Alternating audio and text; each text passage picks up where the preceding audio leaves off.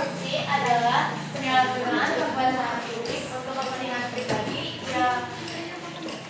yang merugikan masyarakat umum dengan cara yang bertentangan dengan hukum yang berlaku. Kemudian nepotisme adalah perbuatan mengutamakan kerabat atau keluarganya sendiri yang disadari oleh rasa kecenderungan atau kemauan bukan karena kemampuannya untuk memegang suatu jabatan di lingkungan pemerintahan tersebut. Kemudian ada pengertian kolusi yang membedakan oleh Kayla. Dalam UP nomor 28 tahun 1999 tentang penyelenggaraan negara yang bersih dan bebas dari korupsi, kolusi, dan nepotisme. Kolusi bisa dijelaskan sebagai pemufakatan atau kerjasama secara melawan hukum antar penyelenggara negara atau antara penyelenggara negara dan pihak lain yang merugikan orang lain, masyarakat, dan negara. Kemudian ada bentuk-bentuk korupsi yang akan dibacakan oleh Cila.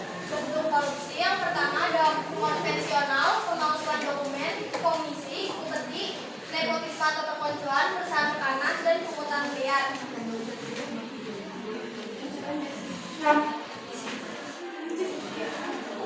Lalu ada bentuk korupsi. Yang pertama itu korupsi formal. Korupsi formal merupakan sekelompok perusahaan membuat perjanjian formal untuk terlibat dalam praktik komersial korupsi. Namun karena ilegal, biasanya mereka tidak membuat dokumentasi, hanya tatap muka dan secara lisan saja. Yang kedua ada kolusi informal atau diam-diam. Metode kolusi diam-diam yang paling umum adalah kepemimpinan harga yang terjadi ketika suatu perusahaan menetapkan harga yang kemudian diterima sebagai harga pasar oleh produsen lain. Lalu ada bentuk-bentuk dari nepotisme akan dibacakan oleh Azir. Bentuk nepotisme yang pertama adalah nepotisme ikatan keluarga. Biasanya nepotisme ini didasari oleh hubungan kekerabatan atau kekeluargaan. Lalu yang kedua ada nepotisme college tribalism. Ini didasari oleh kesamaan di kampus atau di jurusan. Lalu ada organization tribalism. Ini didasari oleh kesamaan organisasi. Lalu ada institutional tribalism. Ini didasari oleh kesamaan institut. Selanjutnya ada faktor penyebab dari kata yang akan dibacakan oleh Kalimawi. Pertama ada faktor penyebab dari korupsi itu kemiskinan, kurangnya pemahaman dan pengalaman akan ajaran agama dan etika, lemahnya pengaruh pendidikan, ketiadaan atau lemahnya kepemimpinan dalam posisi strategis, sanksi hukum yang lemah, pengaruh kolonialisme atau penjajahan, langkahnya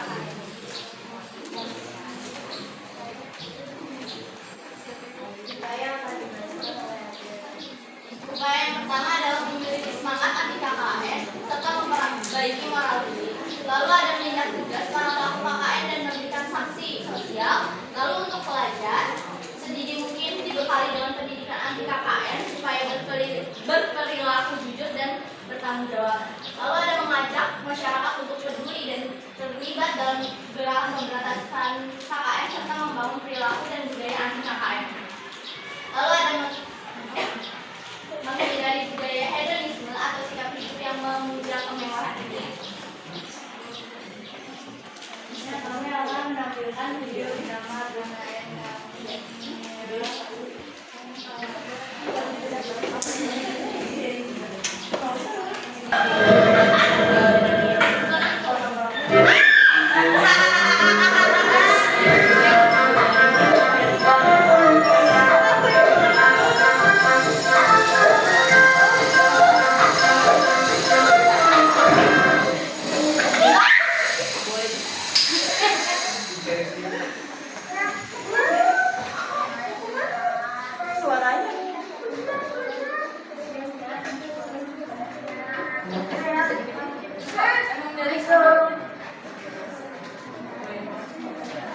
Kai, itu di rumah siapa? Itu di rumah siapa? Rumah Dila.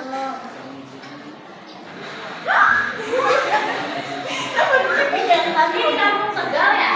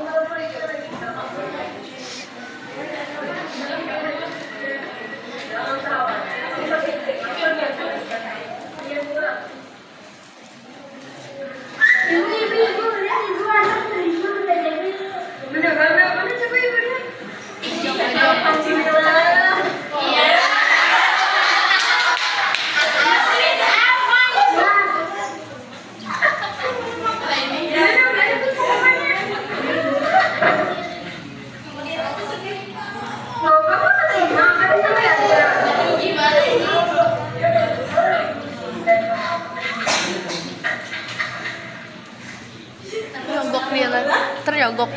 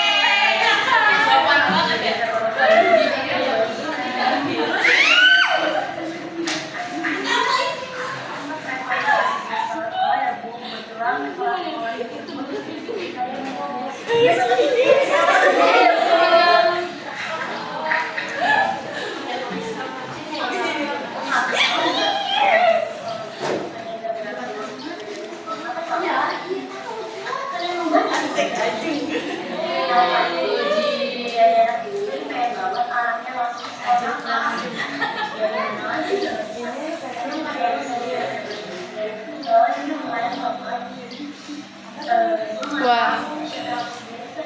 Oh iya, ada satu anak dan teman-teman yang berangkat lumayan nih buat gantian ini.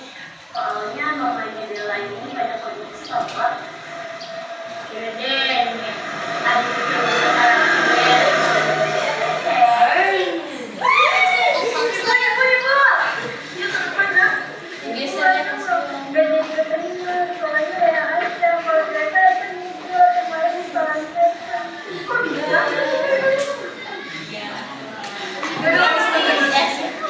Oh,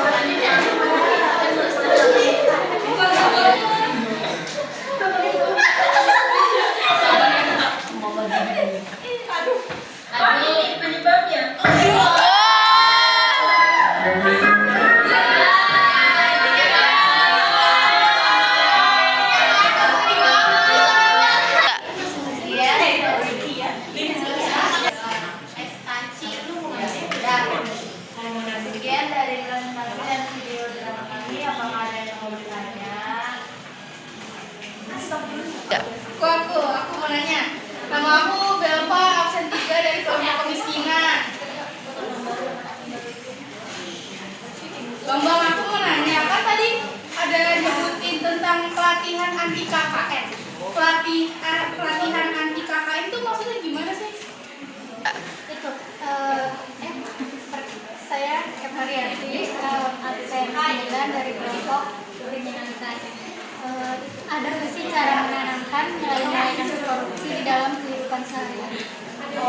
Saya Sylvia dari absen 33. Aku mau nanya, apa sih penyebab kasus korupsi sulit untuk diselesaikan? Aku Octaviana Mayanti Manulang dari absen 27. Aku mau nanya, kayak gimana ya cara mencegah korupsi dan nepotisme di tingkat suatu pemerintahan? Cara mengatasi. Belum udah. Nama aku Fatia Ayuzara Tunisa dari nomor absen 10. Aku mau nanya, siapa aja sih yang bertanggung jawab dalam mencegah terjadinya korupsi? Saya perkenalkan. Saya Nabila Arfadani. Saya dari 11. Absen. Nama saya Nabila Arfadani. Saya absen 20. Di sini saya ingin bertanya Absen dia. tentang bentuk nepotisme yang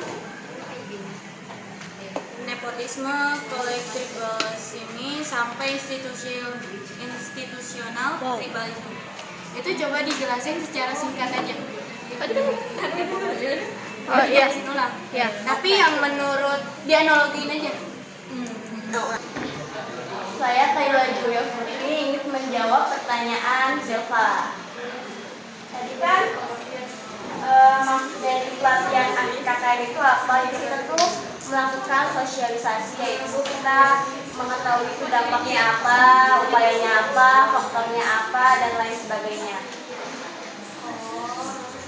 Jadi kayak pelatihan itu kayak belajar tentang konsep belajar. Saya Siti Fadila dari absen 30 ingin menjawab pertanyaan dari Eva. Cara menanamkan nilai-nilai anti korupsi di kehidupan sehari-hari itu saya bersosialisasi. Terus kalau misalkan buat ke diri sendiri itu menanamkan moral, etika, dan agama. Saya Jilan Azra dari absen 12 mau ngejawab soalnya Shelva yang penyebab kasus korupsi sudah diselesaikan. Itu karena faktor hukum yang lemah, terus pengaruh kolonialisme, sama pengaruh lingkungan yang banyak terjadi korupsi juga. Jelas? Pak. Saya Nanda Risa, absen 2 ingin menjawab pertanyaan dari Damai. Gimana cara mencegah KKN di pemerintahan dan mengatasinya? Kalau mencegahnya itu, menanamkan moral itu, terus jangan sampai ada celah di mana oknum itu bisa ngelakuin korupsi. Korupsi dijadikan karena ada celah dia bisa ngelakuin kan. Nah terus kalau untuk mengatasinya ya memberatkan sanksi hukumnya. Saya nggak gitu.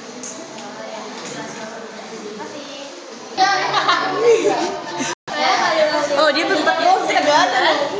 Ini menjawab pertanyaan dari Maria. Siapa saja yang bertanggung jawab dalam mencegah korupsi? Oh ya, siapa yang menangani terjadinya korupsi? Yang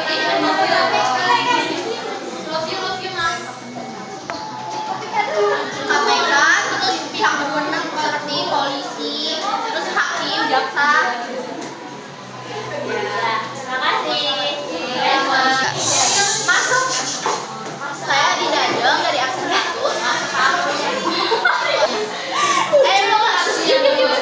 Ya, 1, 2, 3. Saya di Dadeng dari absen 1 ingin menjawab pertanyaan Anda yang tadi menanyakan pengertian dari nepotisme college sampai institusional. Dari nepotisme college itu college yang berarti universitas atau perguruan tinggi, maksudnya adalah nepotisme ini didasari hubungan, maksudnya kayak terjadi karena kesamaan kampus atau jurusan. Lalu yang organization ini terjadi karena kesamaan organisasi yang sama. Terus kalau institutional tribalism ini dari kesamaan institut atau pekerjaan seseorang.